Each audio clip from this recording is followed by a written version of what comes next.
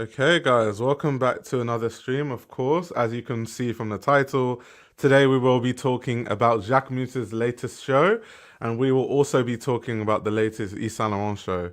So, without further ado, let's hop into it, because I feel like sometimes with these streams, I spend too long just rambling about nothing. Um, so this time we're just going to jump straight into the topic for today. So, Jacquemus. Jacquemus is a designer that I feel like on these streams we talk about a lot. Jacquemus, I have described him as a marketing genius. I genuinely believe that. I think that the marketing strategy of Jacquemus is very, very good. On social media, a lot of their runway shows make all the rounds on social media because of how the sets look, whether it's, as you can see on the screen now, with the Lavender Field show, or there was a show that they had that was on the Salt Flats. These are shows that are able to garner a certain amount of interest on social media. And it's something that I've always thought was great about Jacquemus. The branding is top notch. You think of the marketing campaigns, the cafe, everything really channels this South of France sensibility that I think the brand is going for anyway. But my only critique about Jacquemus is, as time progressed, it almost seemed like Jacquemus, the brand, cared less and less about the clothing that it makes and cared way more about the bags and the branding and the marketing. And so, yes, the marketing became really amazing, but it almost felt like the clothing became an afterthought. And I've felt like past seasons of Jacquemus, especially in recent times, the clothing has been extremely uninteresting and nothing to walk home about. So that is just something that I felt bad about when it comes to Jacquemus, because some of the earlier shows I'm a big fan. The reason why I became a fan of Jacquemus in the first place was because of the clothing, to be honest. So it's sad that, the focus has become bags and those kind of things. But from a marketing standpoint, I've always thought that Jacquemus was really, really great. I mean, even talking about marketing, if you look at their latest campaign that they did, they've had a collaboration with Apple. And even in the show that I'm going to be reviewing, the Spring Summer 25 show, it was all filmed on an iPhone officially, on an iPhone 16 Pro Max. Even when you look at this campaign that Jacquemus did with Apple on an iPhone, there are many odes to different elements of the collection, whether that's the bags that they made for the collection, the Trump Loyal banana peels, you can see the feather dress in the ostrich feather dress in the corner. You can see some of the looks from the runway show. You see models wearing white lab coats and then revealing the dresses under the lab coat. You can see someone measuring something, whatever that fake measuring is. You can see people vibing, but also actually still wearing looks from the collection. So from a marketing standpoint, I've always just thought that these guys are really, really ahead of a lot of other brands, and they make things really fun.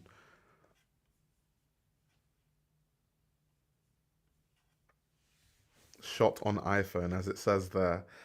Um, so yeah, but anyway, jumping straight into this season's collection. First of all, I will say that this is one of the best Jacquemus collections I've seen in a very, very long time. Like I said, it's shot on an iPhone. That's kind of why it's in this vertical thing. It's actually quite annoying. I want to see the clothing. I feel like every single brand these days is trying to do everything possible to make sure that we don't see the clothing. And I don't really understand that, because if you're showing us a runway show, surely you want to give us a way to see the clothing more clearly. And if we have less space because it's shot on an iPhone, that's not really good. It doesn't have to be vertical for us to know it's shot on an iPhone.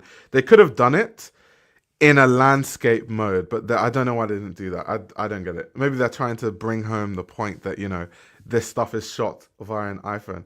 Now, in terms of the inspiration for this collection, Jacquemus said that he was revisiting codes from the 50s and reimagining the 50s today. When you read the show notes, he talks about this idea of Jacquemus, imagining Jacquemus in that time, going on a voyage from Paris to America in the post-war time. And that was around the time when, clients had this big optimism for French fashion. We had things like the new look in 1947 by Christian Dior. And there was this buzz and optimism post-war that there was really going to be a return to the great of fashion in France, and France really bolstering itself back into the forefront of fashion. And so Jacquemus kind of reimagined his brand existing in this time, going on a voyage from Paris to America to introduce couture collections to the likes of American clients, which is what couturiers used to do back then. Some of them didn't actually go to the US, but they had people, different buyers that would take their patterns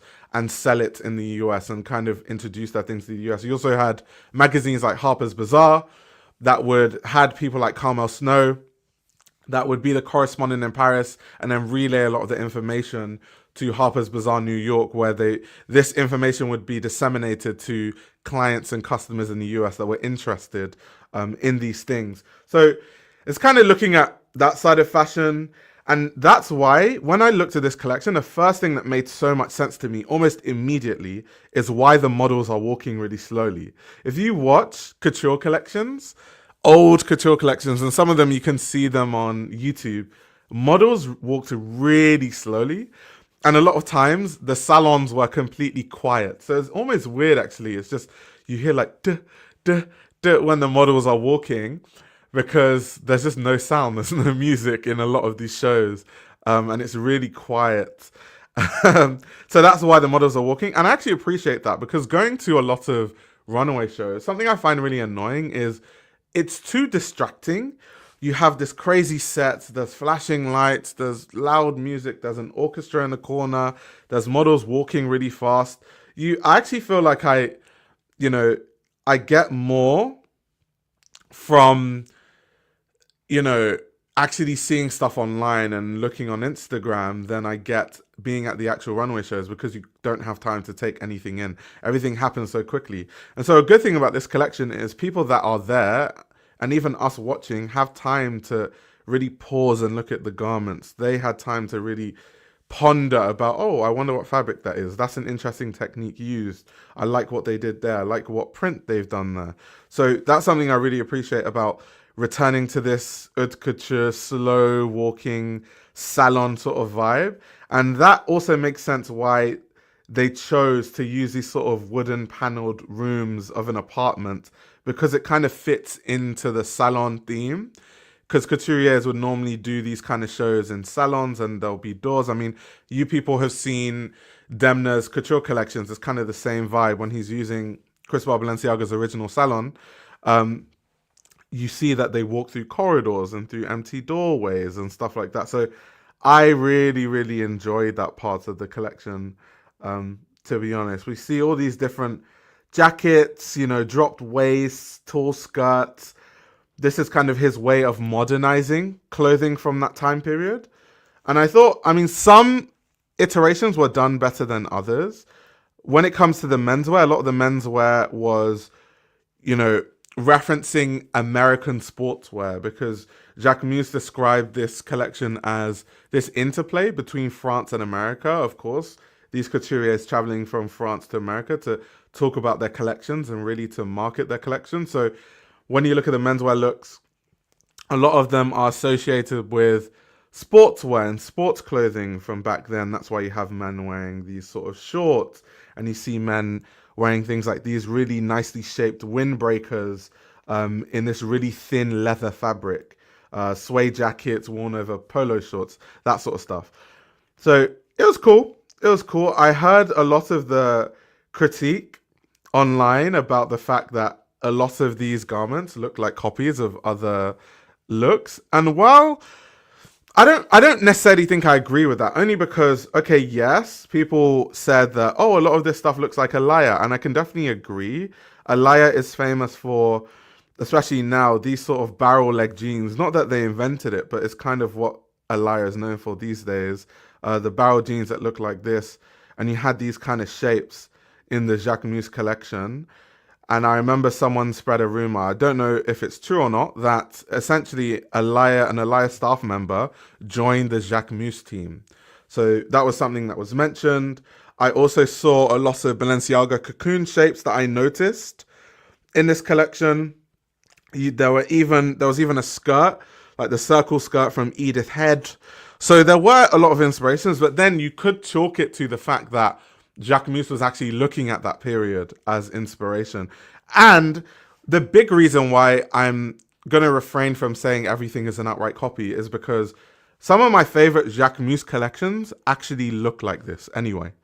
They have the same shapes. I think a lot of people just aren't really too privy to a lot of Jacquemus's clothing in the past. And that is their fault, to be honest, because like I said, I think nowadays Jacquemus seems like an afterthought. It seems like they don't really focus on the clothing anymore. And so a lot of people now, when you think of Jacquemus, you associate it with this overly commercial, easy to wear, not pushing any sort of fashion boundaries clothing that we have come to understand Jacquemus for, at least in the past, let's say, 3 to 4 years. So that's kind of why I could see why people are saying that, to be honest. Um, we also saw a lot of other accessories. There were tote bags that were in this orange color that Jacquemus was saying is an ode to the USA. Once again, they're calling it sort of this basketball orange grain leather that they were working with in lieu with this sort of France meets America in the 50s and 60s aesthetic. So that was nice. I did like a lot of the dresses. I did like a lot of the silhouettes. The bags is what Jacquemus excels in doing. So seeing really nicely created and crafted bags are really interesting. Also, there's a dress, which you can see now, which is actually made of ostrich feathers embroidered. And it was actually made in collaboration with Le Maire, which is really cool to see. Anytime I see a nice Jacquemus piece on Essence, I remember I was warning about their quality, and I'm like, shame, but I'm not dropping 800 for an Amazon Basics quality jacket. Yeah, I mean, I don't know what their quality is now, but yeah, my experience is that the quality isn't great, to be fair. Monte Brown says, looked like he was influenced by some of the Marni polka dots and prints as well, that Marni and others were influenced by 1950s America. Once again, I don't really agree, because one of my favorite Jacquemus collections, or one of my favorite periods, let me actually show you guys so you know what I'm talking about. Um, my favorite Jacquemus collections are like Fall Winter 2017 and also Spring Summer 2017. And if you look at those collections, you'll start to notice that polka dots is actually like a Jacquemus signature. Like he's been doing that forever. Like the exact same way. Like look, if you look here, Fall Winter 17, 4 into 17, sorry, look 13, you can see these polka dots here. If you look at even Spring 717, also, I'm sure you'll probably find polka dots in this collection too. Here we go again, like across multiple looks. So this is not, this is what I mean. Like when people are like, oh, but you copy polka dots from this person. He's been doing this. Like this is not something new. So I think sometimes it is good also to kind of get familiar with what designers have done in the past. Because when I looked at it, I was like, oh, that reminds me of the Fall Winter 17 and Spring Summer 17 collections. It doesn't necessarily remind me of other designers because polka dots is something that he's done loads of times, to be honest. Let's see. This shot on iPhone, it's like, just in case you didn't know, we're going to tell you that these are shot via an iPhone. They did not want to let us rest on that. But yeah, I genuinely think that this is probably one of the strongest Jacquemus collections I've seen in a long time. Of course, people are going to say that he copied this and he copied that, but like I've shown you guys, a lot of stuff is him just referencing Jacquemus from the past, from a time of Jacquemus that I actually liked before things went tits up in my language. But yeah, let's have a closer look at some of the collections. We even see, okay, they've got some gloves to accompany some of these looks. I didn't notice that the first time looking. And you can see a lot of, like, this is definitely like, this just reminds straight up Balenciaga cocoon shape immediately.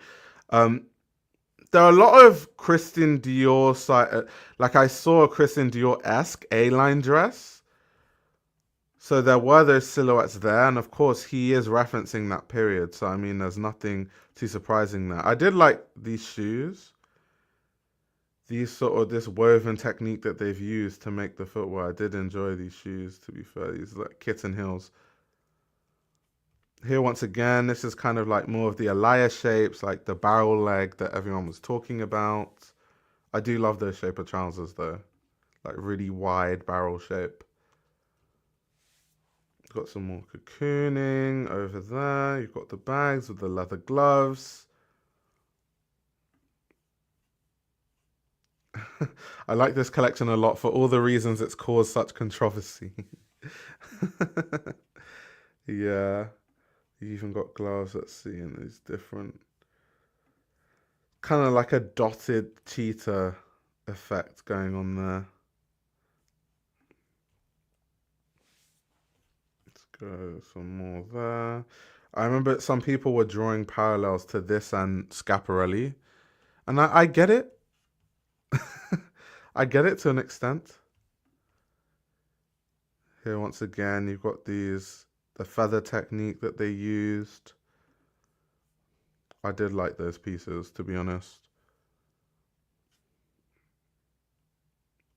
But I think, anyway, at this point, you guys get the point of the collection. Let's just speed past. This is a very strong A line. Let's just speed past some of the looks. And even though sometimes when it comes to menswear, and this is what I mean when I sometimes say that a lot of designers don't know how to design menswear in an interesting way, they always reference like American sportswear and stuff like that. It's always so same old, same old. This is what I was talking about when I said a lot of designers have the same inspiration points. And I don't really understand it because history is so vast. Why is it that designers don't end up coming to different conclusions when it comes to these things? Here again, they have this banana yellow that they're talking about. They also have this print of different bananas. There were also optical illusions and trompe l'oeils of these bananas in bags made in leather, which was a cool touch.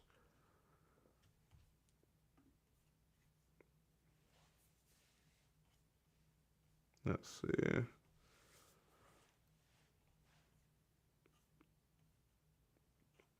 It's very interesting because in the show notes, they were really honing in on the exact fabrics that they used. Like they'll be talking about white organza with figure skimming knits and stiff indigo denim, and like is them saying that the indigo is like the denim is stiff indigo denim. Is that supposed to denote quality? Is that what they are getting at with that? Here's the polka dot technique that I was saying that Jacquemus I've seen from Jacquemus many times before. And I don't know why people are acting like polka dots are so not original in the sense that no one owns IP on polka. They are polka dots. I don't know why people want to say that, oh, he copied this or that. Anyone can make I can make polka dots tomorrow and you couldn't tell me it's influenced by someone. They are literally polka dots.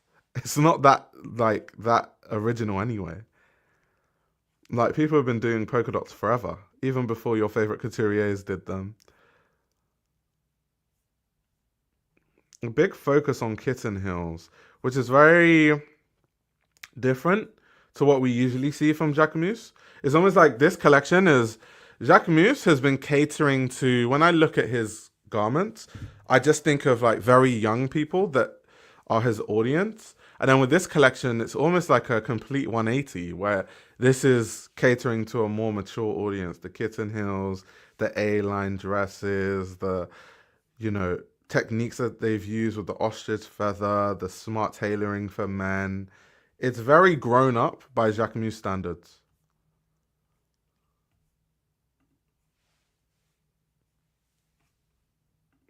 Let's see. Stripe. This is super Emilia, by the way. I've definitely seen it on an Emilia runway before. um, okay, let's just speed through these.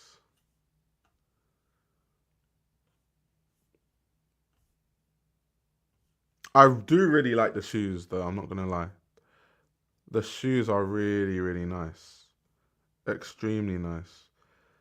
And so now, when you look at the marketing campaign, it starts to make a lot more sense in context.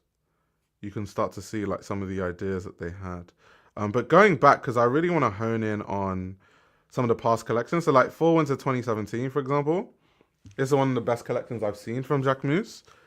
Once again, you can look at the silhouettes and draw parallels to the more recent collection. This is when he was being a lot more experimental with tailoring and silhouettes. Like you see him being really playful, a single button, but a really big button. You can see how it curves to both sides. He was really actually trying to push his tailoring forward before.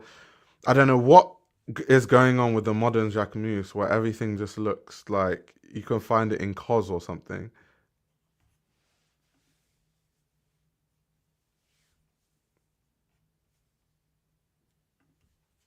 I don't really know what happened. Like, I understand make money, but at some point, what happens if the bags don't sell as much? If your garments people can buy anywhere and buy cheaper versions of your garments elsewhere for probably similar quality on a lot of the pieces? Because, like I said, some of the experience I have with Jacquemus in the past, the quality is extremely, extremely questionable. Like even the hats, I like it. There is a Scaparelli vibe to it, but I'm a big fan of it. Even I remember because Jacquemus had these sculptural shapes to the bucket hats that were really chic. It's almost like every chic, nice aspect of Jacquemus is almost gone over the past 2 to 3 years. But I think what this latest collection is a return to that. But I wonder how long it's going to stay for. And if it only takes Jacquemus to look back at a certain time period, like the 50s, for it to bring out these kind of silhouettes and these kind of shapes with the brand.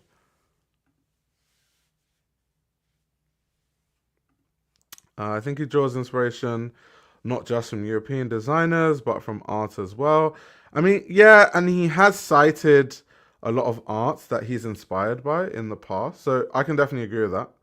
I definitely believe that to be true. Like one of the artists that I think he even said inspired this collection. I'm not sure if he said it, but it was mentioned somewhere that Henri Matisse, like the shapes of Henri Matisse's artwork, really influenced the shapes of the garments in the latest collection. Let's see, but I'm just showing you guys just so you can see what Jacquemus has done in the past, because I feel like a lot of people watching might not be familiar that Jacquemus actually used to make clothes like this. Like following on this idea once again with the big buttons, like poofy sleeves.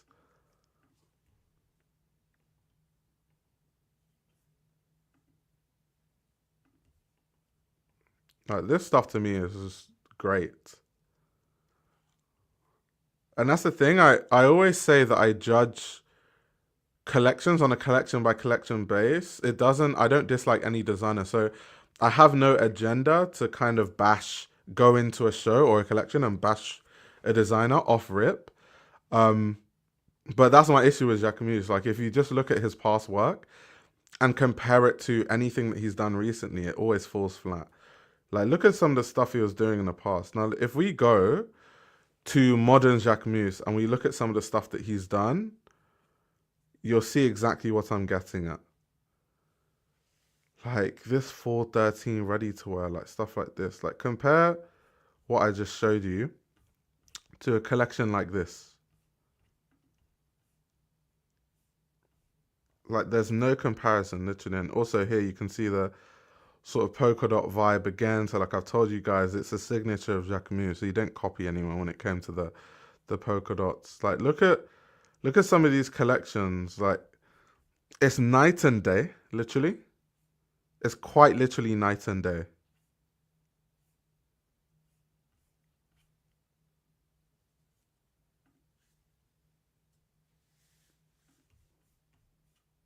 Like it's almost like it felt like as a designer, Jacquemus was regressing, which is really bad. Like designers are not supposed to regress.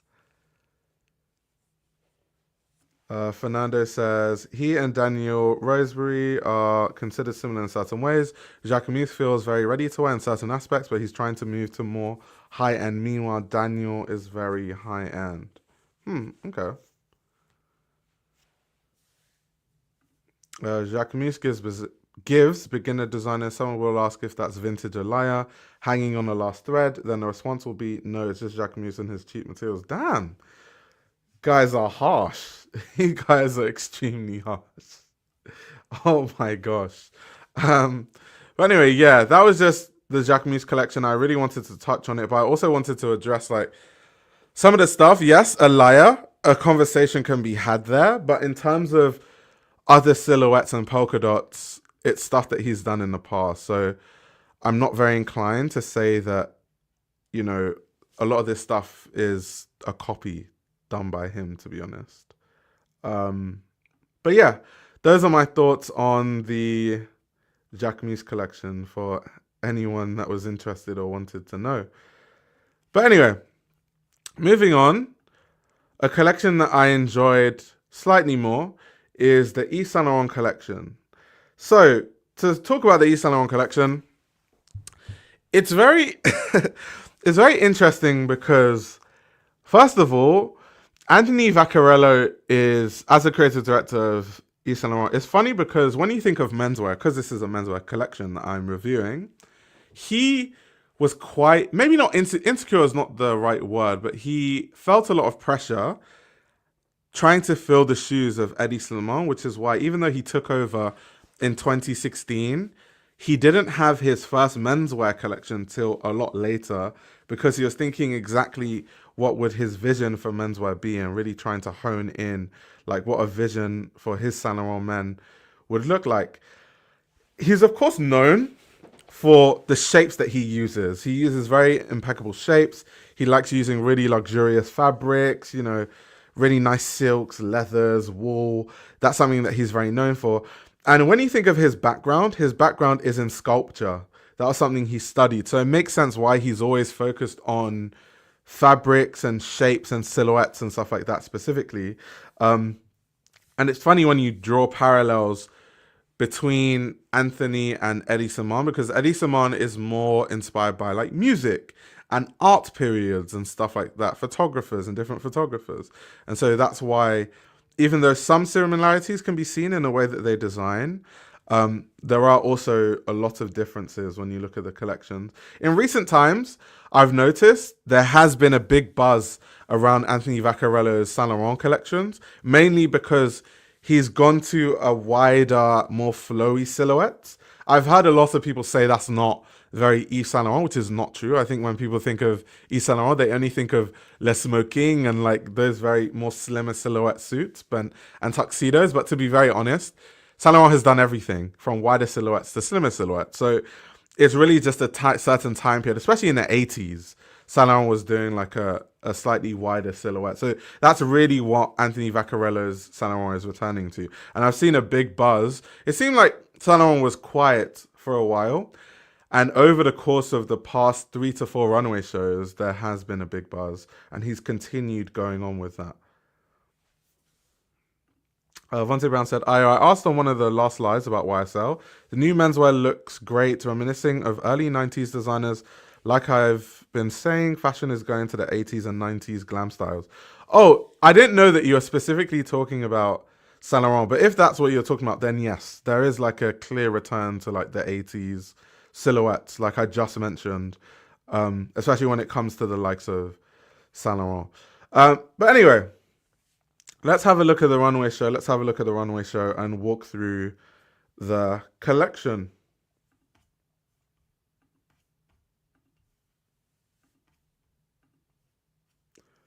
So, like someone said, I wasn't a huge fan of this collection, but I had an appreciation for the last couple of seasons. Okay, that's interesting. Anyway, to talk about this collection specifically, there you can see the chandeliers.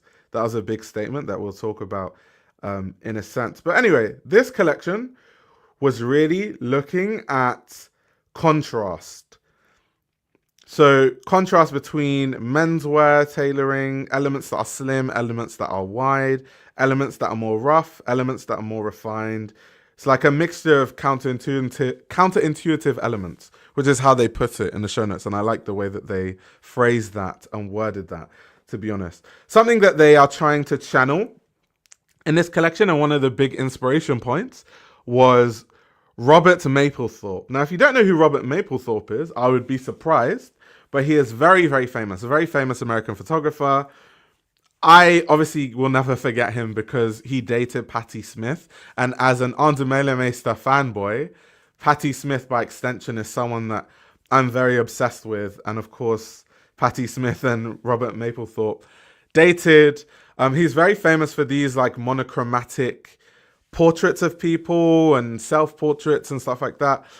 But he had a very distinctive style that is, you can see very clearly in this collection.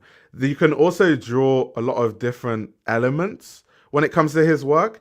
There's also the fact that Mapplethorpe actually photographed ads for a Saint Laurent 1983 men's collection.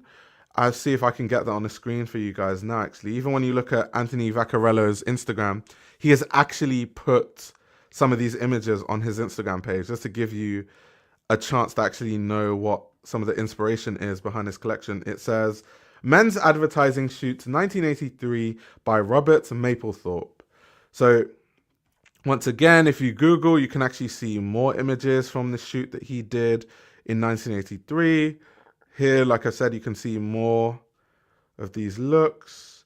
And this aesthetic, in addition to Mapplethorpe's actual style himself, really influenced the look of this collection. If I can show you some of the self-portraits of him, you'll see exactly what I'm talking about. So if you look here, for example, you can clearly see this style, this sort of jacket with a white shirt and a tie. This is what Anthony Vaccarello was going for. So going back to the runway show, some of the aesthetic starts to make a lot more sense. It already makes a lot more sense. Someone in the chat saying, Mapplethorpe is my goat. He's my goat too, by extension. By association with Patti Smith. But anyway, so that was obviously one of the biggest inspirations of this collection. In the show notes, they talk about things like unexpected pairings.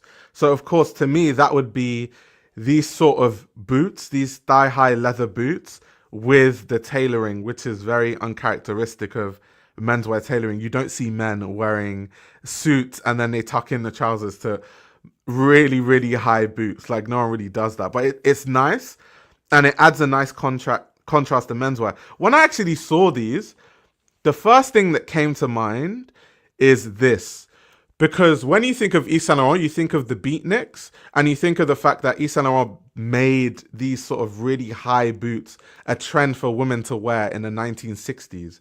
Even when you look at what's on the screen right now, this is from Vogue 1963, and the text reads, thigh-high alligator boots are a striking feature of Saint Laurent's dead black beatnik type outfits, one of a group of way out costumes intended for sports or lounging.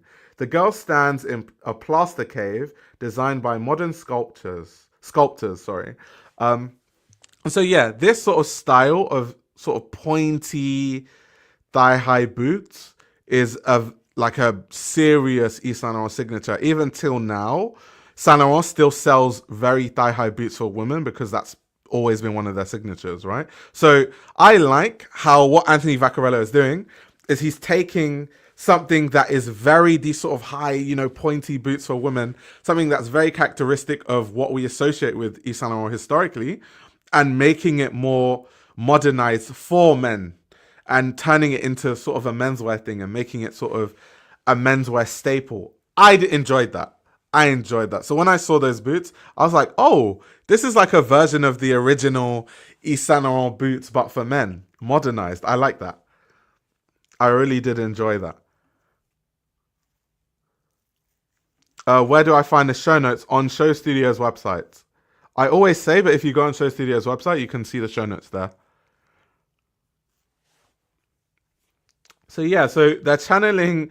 It's funny because I saw some people online talking about the fact that this aesthetic, because this collection is about contrast, kind of looks very business casual meeting up top, but then, going to a nightclub at the bottom, right? Which I'm sure Anthony Vaccarello was going for, because that then brings in the contrast. In the show notes, they talk about this idea of dark and light, or volume and tapered. So that was also some more elements of the contrast. I like how the tie is also slimmer, because when you think of Robert Mapplethorpe, his ties were a bit slimmer. And even the shirts, the collars were also slim. Will men wear thigh highs? I don't know. We just have to wait and see. I guess the Saint Laurent men right now are going to be wearing these. I don't think it's going to become like a wider trend, but I like how they've done it. Not everything in a runway show has to sell. He's presenting a vision. What might sell might just be the shirts, ties, and coats. People might not gravitate towards the boots, but I like this idea of modernizing old Yves Saint Laurent historic boots. I like that. I'm a big fan of that.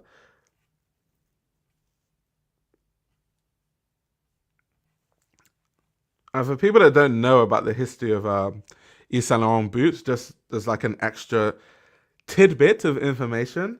So there's a footwear brand called Vivier. It's by Roger Vivier, sorry. And he was actually famous for designing those kind of boots that I showed earlier. These kind of boots that are thigh high, they fit close to the leg. And he collaborated with Yves Saint Laurent for his 1963, I believe, 1963 autumn winter collection. And that was how the Yves Saint Laurent boots became like a big trend for women, through him designing those boots. So if you guys wanted that tiny bit of history, there you go. Here we've got some more of that contrast. A red turtleneck, but then with a tight-fitting turtleneck, but with a wide silhouette coat. I also like some of the colors that they used.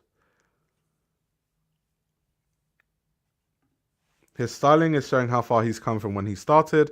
The more I look at his collections, including Spring Summer Women and this, I would love to see him bring back couture. Oh yeah, for sure. As a man, I'm just thinking, how do you get those boots on without enlisting the help of 3 people?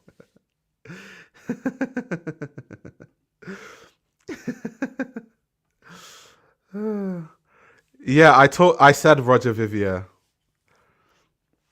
He was a shoemaker, like a very skilled shoemaker.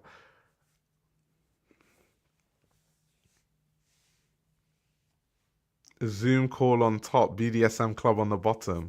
That's true versatility.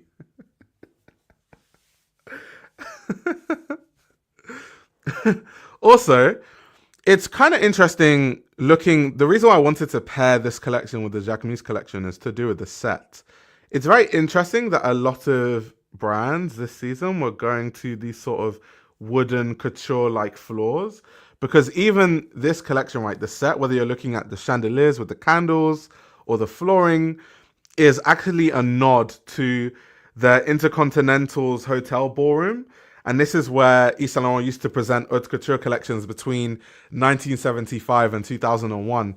So you have the likes of Jacquemus looking back, and then you have the likes of Anthony Vaccarello looking back, even in terms of set. Everyone is going back to a return of couture and haute couture, even to the techniques they're using, how the runways actually look. It's very interesting. Even when you think of Kim Jones at Dior, with his last menswear show, it was also a return to couture techniques, and he was really referencing old Christian Dior couture techniques like the H-line look, right? So I've wondered what is in the air that a lot of these designers are looking back at the same references or having roughly the same things that they are looking at.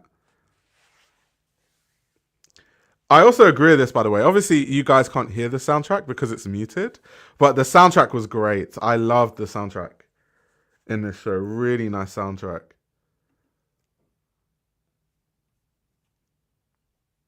Vontae says, you got it spot on. The 80s and 90s glam influence, like other smart high fashion brands doing this, not late 2000s work party fashion. This is 80s and 90s work and party fashion. Oh yeah, for sure. Thigh-high boots won't catch on because some brands make them ridiculously too high in price for men and women. You will see here and there smart high fashion brands will lower the prices though. Let's see. The one shoe brand I feel isn't doing well is Manolo Blahnik. It hasn't received as much love or interest as it used to. I think Anthony would be great designing shoes for the brand. Maybe they just need to do more collaborations. I know Anthony is not the biggest collaborator. Something I do actually appreciate about Anthony Vaccarello's work at Saint Laurent is that a lot of brands, whether that's Dior, Louis Vuitton, they kind of seem, sometimes it seems a bit desperate. Like they do too many things that are cash grabby. These sort of cash grabby collaborations with random things and, just random entities. Whereas Saint Laurent has always been more about being classic and having a classic look and day to night, being more wearable but more chic. And so Anthony is not the type to really have loads of different random ass collaborations that are cash grabby. But I think in the case of Manolo, it would work because those are two like storied houses coming together to make footwear. It would make sense. But I think Manolo just marketing strategy. There are a lot of brands that are iconic that aren't really that well known. I mean, even now we just mentioned Roger Vivier, right? Vivier is still a brand that you can buy now, but people don't really talk about Vivier anymore unless you're really in the know. I know some women that talk about Vivier and they buy the stuff because Vivier is still seen as a brand that makes quality footwear for women, and very few brands actually make good quality footwear for women. So that's why it's a brand that people in the know really talk about. But people don't really talk about that brand. People don't know about that brand, even though it's so iconic historically. If you read about fashion history, the people that Roger worked with and, the trends that he created with different couturiers. But I guess that's just how it goes. These teams, they really need to hone in their marketing strategy and really think about how they are going to market these things. I really love this set, by the way. It's so, so good.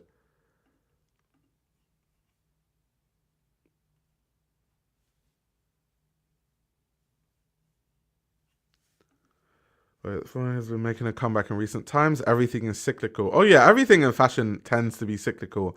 But when a cycle comes back, sometimes there's always a reason or there's a hook as to why a lot of designers are kind of doing the same thing. Maybe we're in this sort of post-luxury, not really post-luxury, but I'm just being funny. But we're seeing a lot of these luxury goods houses and conglomerates not do well financially.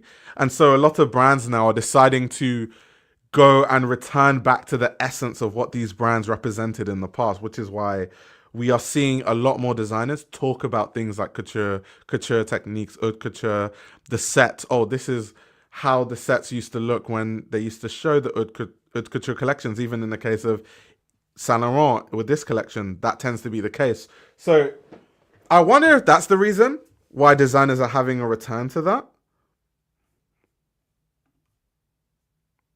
Really nice set. Let's have a look at some of the looks closer. Imagine if the big houses had a group chat and decided together what to talk about in the next collection. That would be insane. That would definitely be insane. I mean, something that happens a lot is these brands use the same trend forecasters.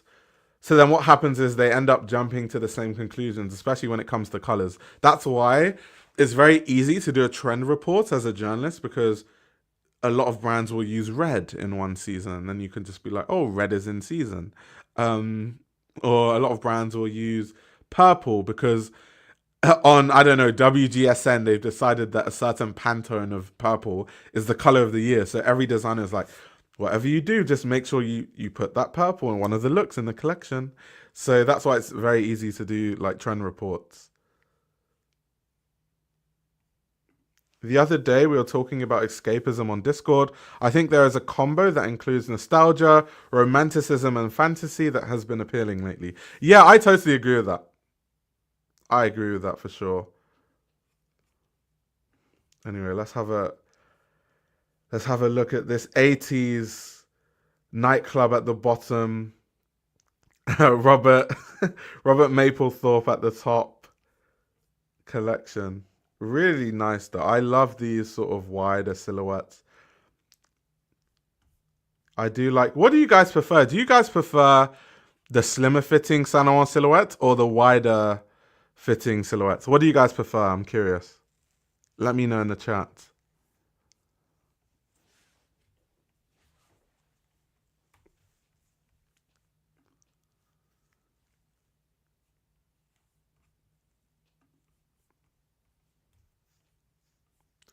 Nice coats in different colors. I wish there was more information on the fabrics used. I'd really want to know what fabrics they used.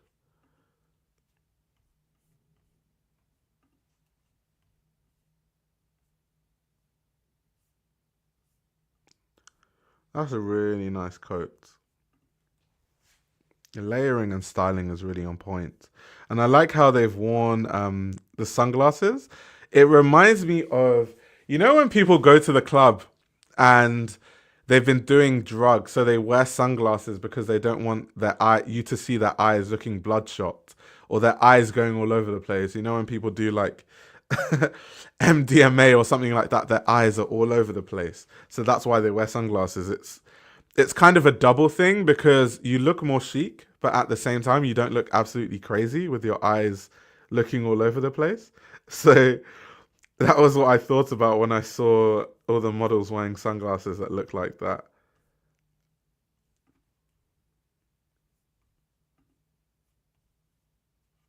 People are saying in the chat that they prefer. Okay, some people are saying wider, some people are saying the slimmer fit. Interesting, but more people are saying oversized than people saying the slimmer fit.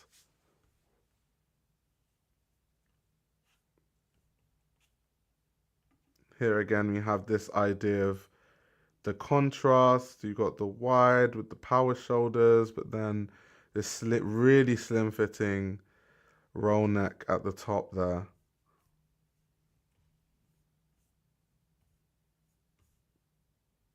I love this color. Really nice. Yeah, as you guys can tell, I'm a big fan of this collection. um, I don't talk about Saint Laurent a lot, so it's good that I have a chance to talk about Anthony Vaccarello and Saint Laurent. Or this is, once again, these are the more Robert Mapplethorpe looking looks. Like this is a very Robert Mapplethorpe look here. Yeah, I don't really talk about Saint Laurent, but I've always been a fan of what Anthony Vaccarello is doing, to be fair. Fernando says, I prefer wide silhouettes. They're much more comfortable. True. Vontae says, I think some desperate designers reach out to publications to hype stuff, especially how some have been trying to hype skinny jeans coming back. It won't work. 80s and 90s back in. More materials cost more. Yeah. I mean, I'm not sure if that still happens now, but so something that used to happen, you guys might not know this, but because now we're in the digital age, so it's a bit it's a bit different. But there was a time when Vogue had so much power that Vogue would suggest to designers a color to use or like a certain silhouette to use, at least in one look. That way, Vogue could make trend predictions that would be on point because they've kind of gamed the system in a way where they've kind of suggested to designers, make sure you design a collection, sorry, not a collection, but a look in your collection that looks like this. And then you would have a journalist that would write an article, trends that are coming, and then it would be all those things that they basically told designers to do, or like colors that they've told designers to have in their collections. So then what would happen is, of course, that would happen, and then Vogue would look like this massive authority on fashion, like, oh my god, Vogue always gets it right. But Vogue doesn't really have that much control or power over fashion anymore because a lot of brands have their own social media, they do their own marketing, they're not really beholden to the magazines the way they want to were. So magazines don't really have power to really do stuff like that anymore.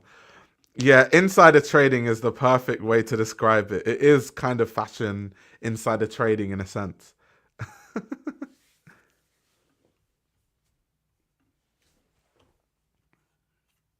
Let's see.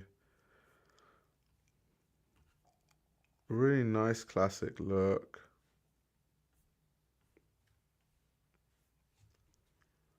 Let me just go.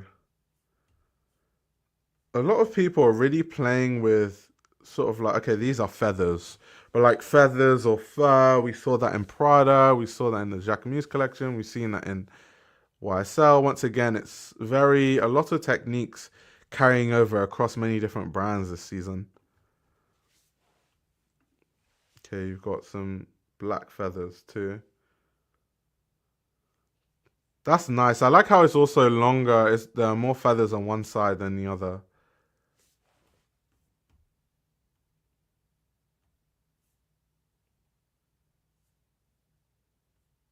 Okay, now here you have it completely on the coat. I don't know why it's blacking out there.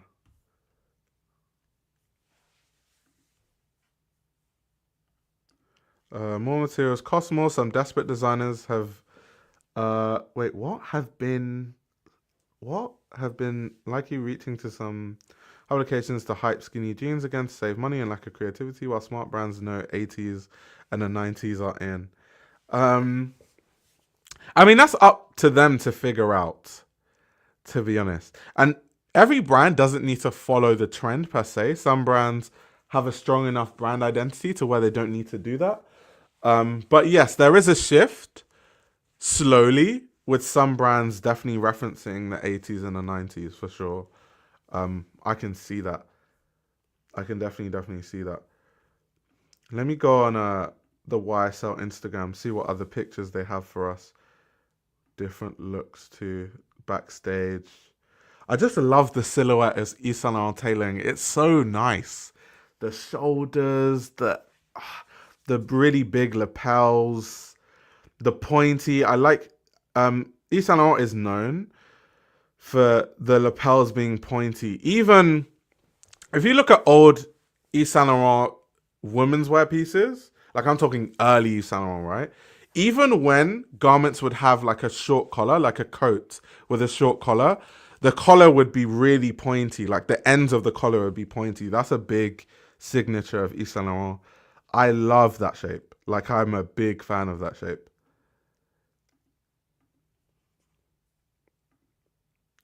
Even here, that's why you can see, like, look at the collar. Let me show you guys. See how it goes to a point here on the lapel of the jacket? See how pointy it is.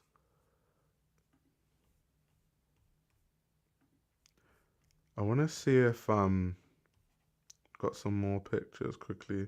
Oh, that's a cool picture with all the boots. That's cool.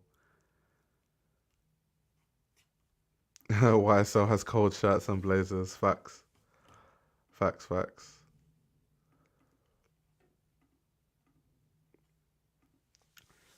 Let me just go on Anthony Vaccarello's Instagram quickly. Because, of course, he had the Robert Mapplethorpe inspirations clearly shown there. But he also had a few other bits and bobs here and there. Yeah, like I was showing you guys already, this is the shoot that Robert Mapplethorpe did for Yves Saint Laurent in 1983, which was really cool and served as a big inspiration for the collection. Here he's put some of the details from the show. But yeah, big fan. I really enjoyed this collection. Like I really enjoyed it. Every aspect of it, from the soundtrack to the set and what that was referencing, to the actual references in the clothing, to him modernizing the Yves Saint Laurent boots for men. Like I've shown you once again, I'll show you again. This is the inspiration. Because I saw lots of people, and I know this is my issue with like the internet. I feel like, not to say people aren't educated on fashion, but so many people just don't like do any research. Like people like, why would Anthony Vaccarello use thigh-high boots? And I'm like, thigh-high boots are some of the most iconic things in, if you look at the history of Yves Saint Laurent, like how could you not understand why he would try to modernize thigh-high boots for men? Like that's such an obvious thing to notice. Um, so yeah, some of the discourse online I found really annoying. Like, oh, what is all this thigh-high boots for men about and all that sort of stuff? It's like look at the history of the brand. It's very easy to understand. Like here, you can see some more editorials of the boots, these really pointy boots. Once again, got some different pictures, different angles.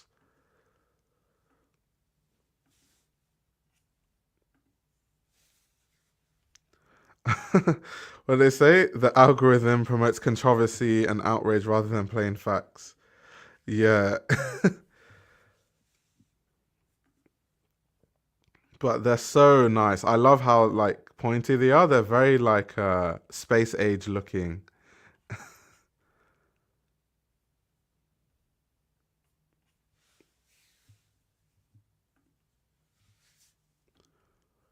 But yeah, anyway, what are you guys' thoughts on the collection? I want to know what your general thoughts are before we move on to the next topic.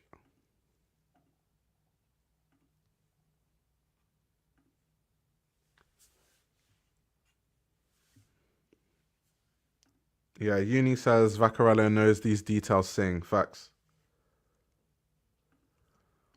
Leo says some people are just very comfortable with being an expert as far as their algorithm will take them.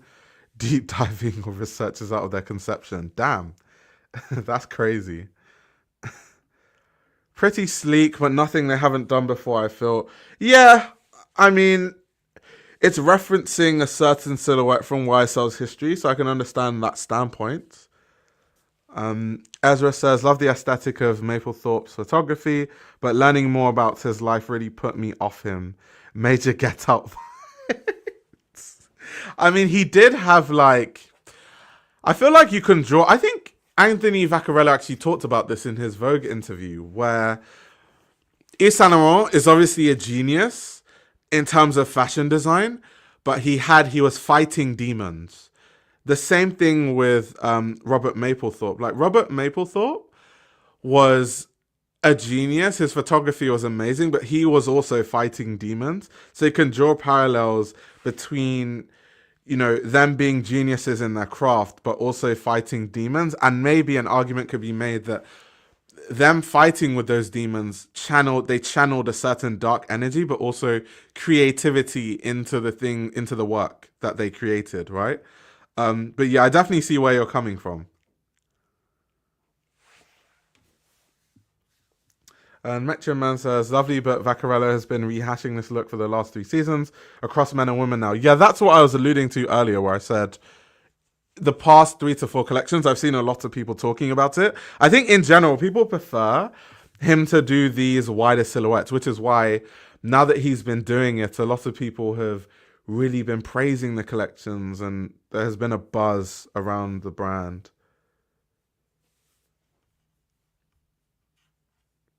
Beautiful collection, including the women's wear. But I wonder what he'll do next, considering he's closing Paris Fashion Week. Yeah, that should be cool. That should be cool. So anyway, yeah, that's the story around the Yves Saint Laurent Fall Winter 25 menswear collection. Now, the last topic I want to talk about today, it's a very controversial topic, but it's very needed to talk about when we're talking about Yves Saint Laurent. So for people that don't know, there's a film called Emilia Perez. Emilia Perez is, I mean, some people like it, some people hate it. For whatever reason, that's not really the point that I'm talking about today. What I'm talking about today is the fact that Emilia Perez is a big film, a lot of Oscar nominations. It was almost seen as a lock for winning an Oscar, right? However, and it's important in the realm of Yves Saint Laurent because I think the next engagement of Anthony Vaccarello is actually going to the Oscars because Yves Saint Laurent did dress a lot of the looks in the collection. However, all of that has been thrown into the toilet and it would be Anthony Vaccarello's first Oscars, I think. So it's a big shame that the controversy around the film might lead to, one, them not winning an Oscar, two, Anthony Vaccarello probably not having a great experience when he goes, all because of this whole controversy around Sophia Gascoigne. So for people that don't know, one of the co-stars of the film has been, I don't know if it's a self-sabotaging tour, I don't really know what that is, but has been saying really problematic things. People found some tweets that she has said in the past with more hateful things, racism, Islamophobia, all sorts of things, right? Even homophobia too. And it's really tainted the reputation of the film. And it's really like, I feel so sorry for everyone involved. The Yves Saint Laurent team, Anthony Vaccarello, her co-stars, the cinematographers, everyone. Do you know how much work it takes to build a massive production like that? And you're finally feeling like, you know, your work is going to be recognized on the high stage just for one of the people to just mess that up for everyone. I really, really feel sorry for everyone that was involved, because I feel like Sophia Gascoigne has literally messed it up for everyone. And it's so kind of unfair that everyone's hard work is kind of tainted because of the actions of one person. So super unfair, super unfair. But anyway, what we're going to do, there's a YouTube channel that I watch, that I enjoy watching, that basically covered it, and I've already watched the video, but we're just going to watch that video once again, just so that you guys can be up to date on exactly what has been going on. So definitely check out his channel. His name is Jonathan Fuji. He mainly does like movie reviews and stuff like that, so I love watching his channel. But yeah, this is the video right here. 1 second, let me just turn on the audio. First, some viral tweets of Zoe Saldana, basically in blackface in the movie Nina, has resurfaced, compared the criticism and hate that the movie is receiving to the same oppression that the Jews experienced in Germany. Chat, am I reading this right? And in fact, it posted an article critiquing the movie's trans representation. A French film called Johann Sacre Bleu, and maybe in a few weeks this video will already be outdated. Yes.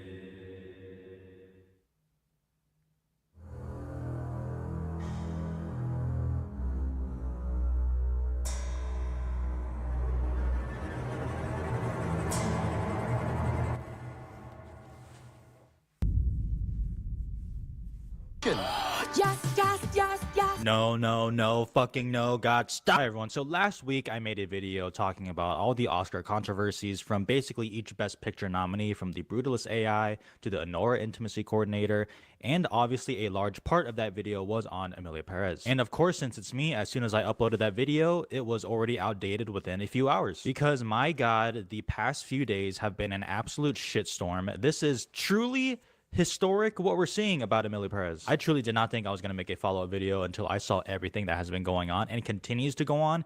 Quite frankly, I'm afraid to record and edit this because I don't know what's going to happen between now and then, but considering it is surrounding the Lanfari says y'all need to stop digging up old tweets. So most times when you see these celebrity controversies, it is a bit what's the right word to use? Like, people bring up tweets from when, like, 14 years ago. And I do think that it's relevant to bring up the conversation in terms of, okay, saying things like this, these aren't okay. However, and obviously if someone has tweeted something 12 years ago, we can't really say for certain that they still think the same way. However, the reason why Sophia Gascoigne's situation is a bit crazy is because these tweets were not that long ago. So it's not like what normally happens where people dig up really, really old tweets from a long time ago. These tweets aren't actually that long.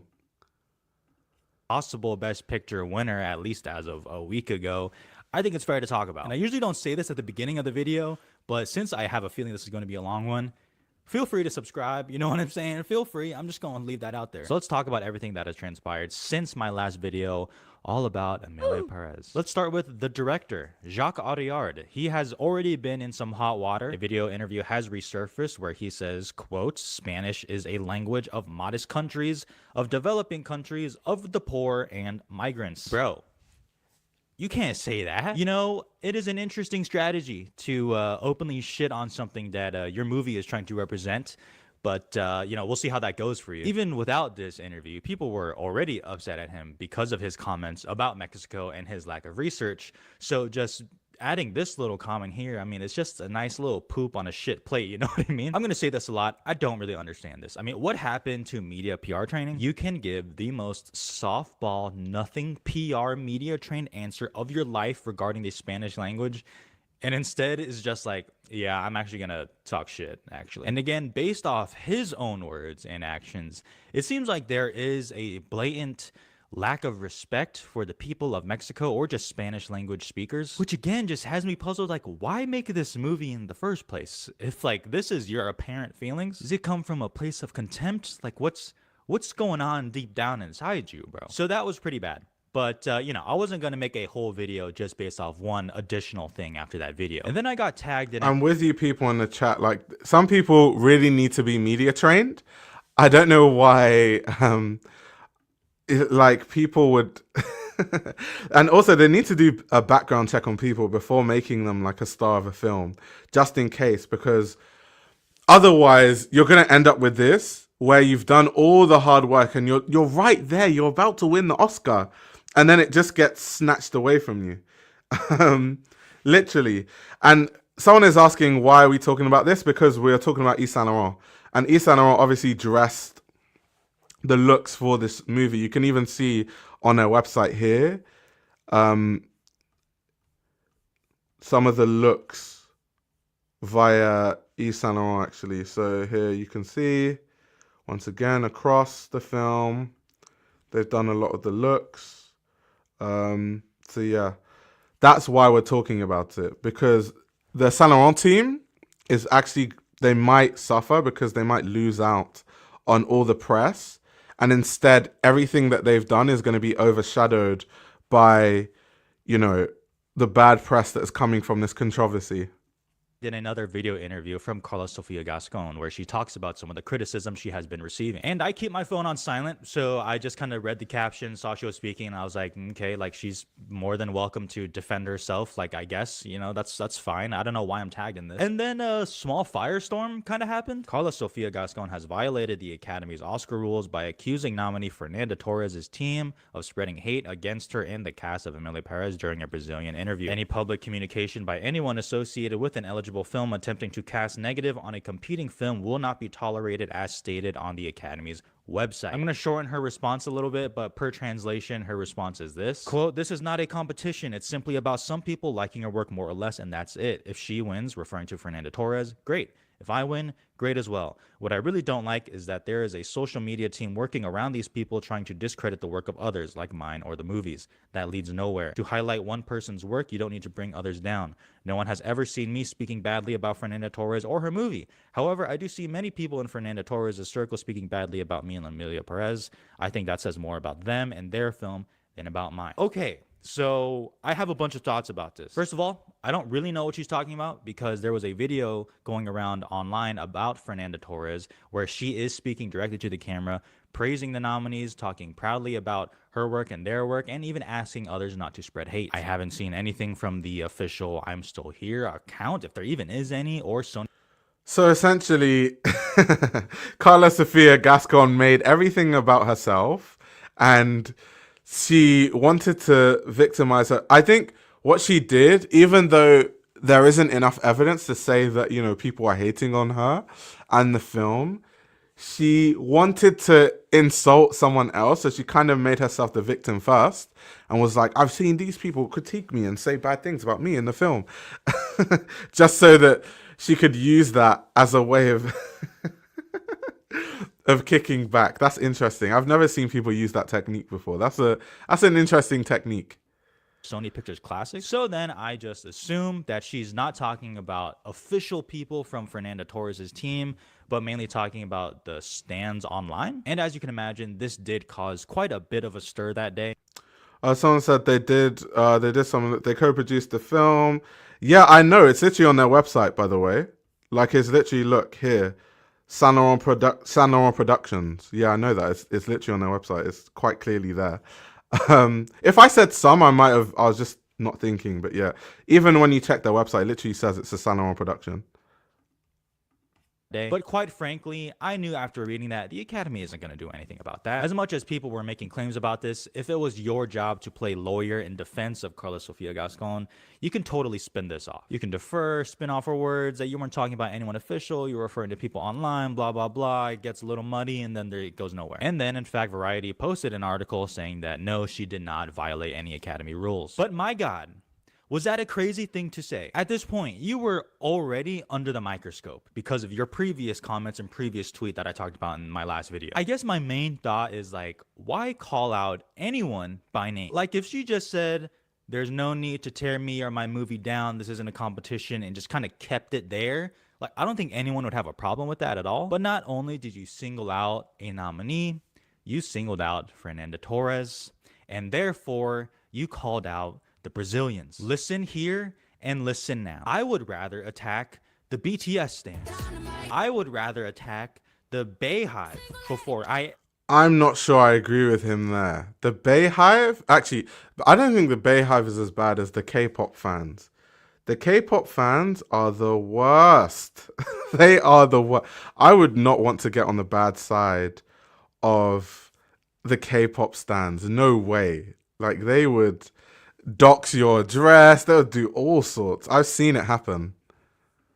I ever go after the Brazilians. Are you crazy? Because the way Brazil has been able to mobilize this whole awards campaign, quite frankly, puts the Avengers to shame. They assembled like nobody's business. And that day, they easily made that tweet the most talked about tweet of that day. So publicly dumping on Spanish speakers and calling out a nominee and basically the whole country of Brazil and having talks about potentially violating Academy rules, that is a tough 1-2 combo right there. And I was thinking during that time, like, man, it must be hilarious thinking what Netflix PR department is thinking right now. I was trying to imagine, like, okay, what would they do here? Are they going to make a statement? Are they just going to keep quiet? Are they going to keep the cast and crew kind of quiet on this movie now?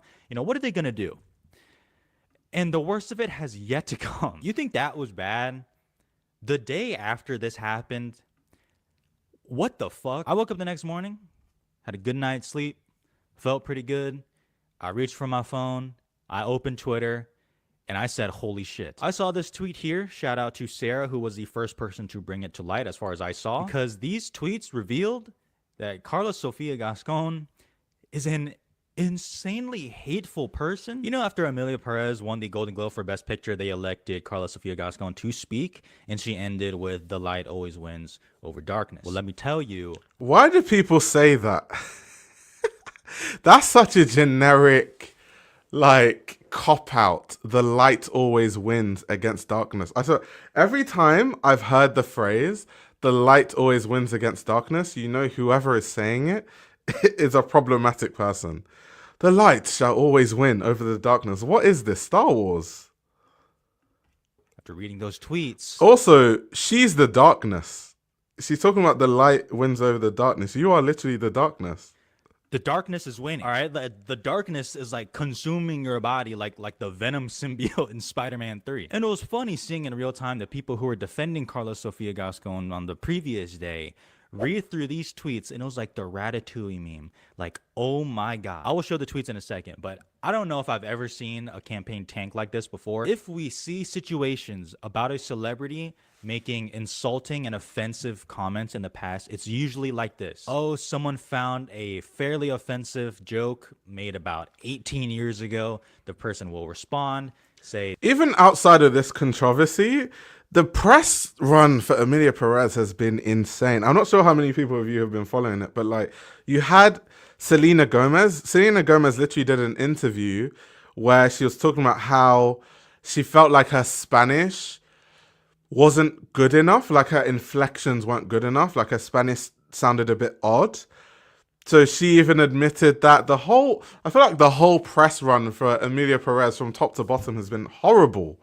It could not have been any worse, even if they tried.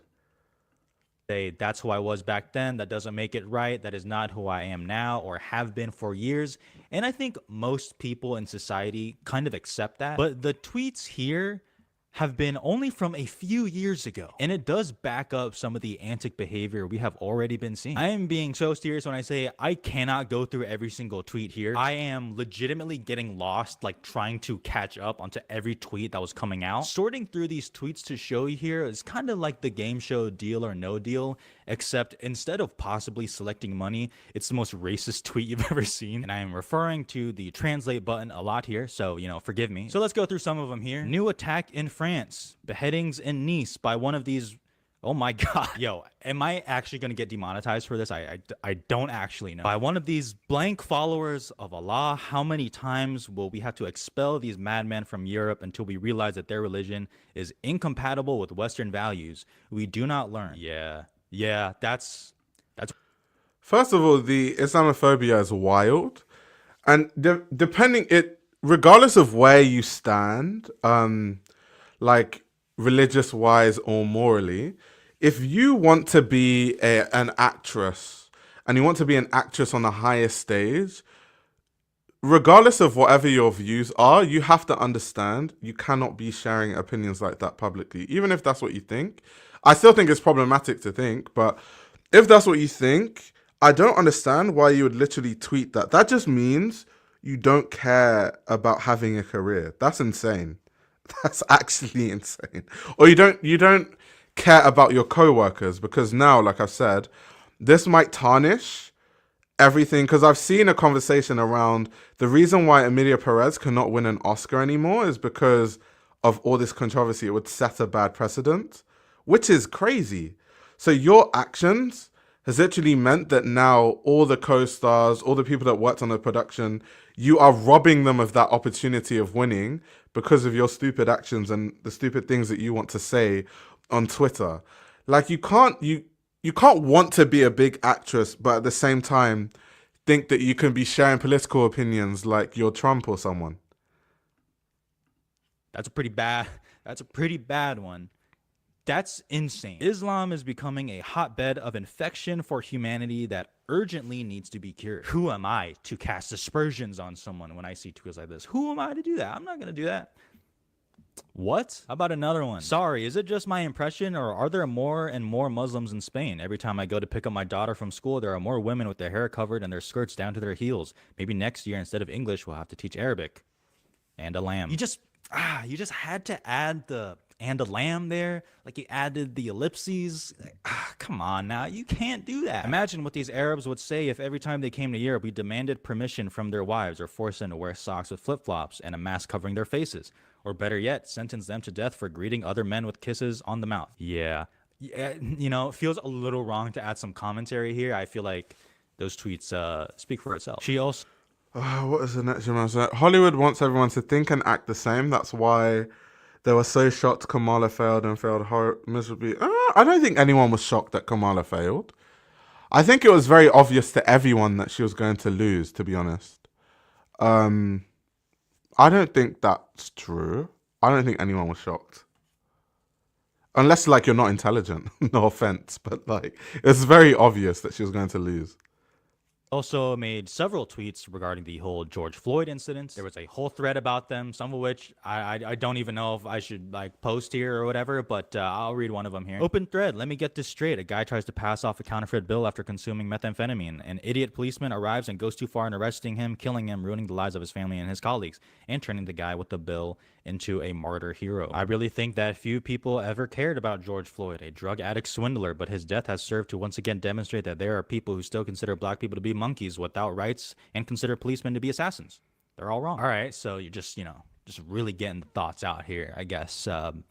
Let's just keep going. Let's talk about COVID. Yes, let's just hit all the hot talking points here, I guess. The Chinese vaccine, apart from the mandatory chip, comes with 2 spring rolls, a cat that moves its hand, 2 plastic flowers, a pop-up lantern, 3 telephone lines, and €1 for your first controlled purchase. Added some emojis there. She is like one step away from just saying like ching chong ping pong, you know what I mean? Yeah, it's crazy. Exactly. If there's a recurring pattern of problematic takes across different issues, that's just an awful person, period. Like everything that you could possibly have a bad take on, she's had a bad take on. Like every topic, every realm, every race. She really was like, I'm going to single-handedly destroy this press run. Because I'm surprised that even if she said it, when you know that, you're in line for a big film like this, delete those tweets. Like, I don't agree with the points that she's making, but whether I agree or not, the sensible thing to do if you know you said problematic things in the past is delete them, especially when you become famous, because people just find them. Like, I don't understand that. I can make that joke. I can make that joke. All right. I can make that joke. How about random celebrities just catching strays? Referring to Adele, COVID passed and she went overboard with the sleeves, or she went under the knife and they didn't remove the skin from her arms. Yikes. Damn. Wait, what did she say? COVID passed and she went overboard with the sleeves, or she went under the knife and they didn't remove the skin from her arms. That is just a mean person. There's no other way you can put that. Nobody asked her about to comment on Adele's body. She decided of her own volition to just say something mean about Adele unprovoked. That is just a horrible person. That is just, I don't know. That is literally just a horrible person. Straight up. Yikes. How about BTS? Yes, I just talked about them. Quote, I'm so fed up that every time I search for important news on Twitter, I come across 200 posts about those fucking Chinese BTS members, or 200 of them touching themselves. Yes, I just said I would rather go after like BTS fans and Brazilians. She's like, I'm gonna go after both. How about the Oscars themselves? Something that you and your movie is nominated for in record-breaking numbers. What do you have to say about the Oscars? More and more, the Oscars films look like an independent and protest film awards ceremony. I didn't know if I was watching an Afro-Korean festival, a Black Lives Matter demonstration, or the 8M. Apart from that, an ugly, ugly gala. They forgot to give an award to my cousin's short film, Who Is Lame? Wait, let me understand this. 1 second, let me just understand what's going on here. You're an actress and you called the Oscars an ugly, ugly gala. And you call your cousin lame. Outside of calling your cousin lame, like, you're an actress and you're calling the Oscars, like, if this isn't self-sabotage, I don't know what is. If we're not going to describe this as self-sabotage, then what are we going to describe as self-sabotage, to be honest? What the hell? What?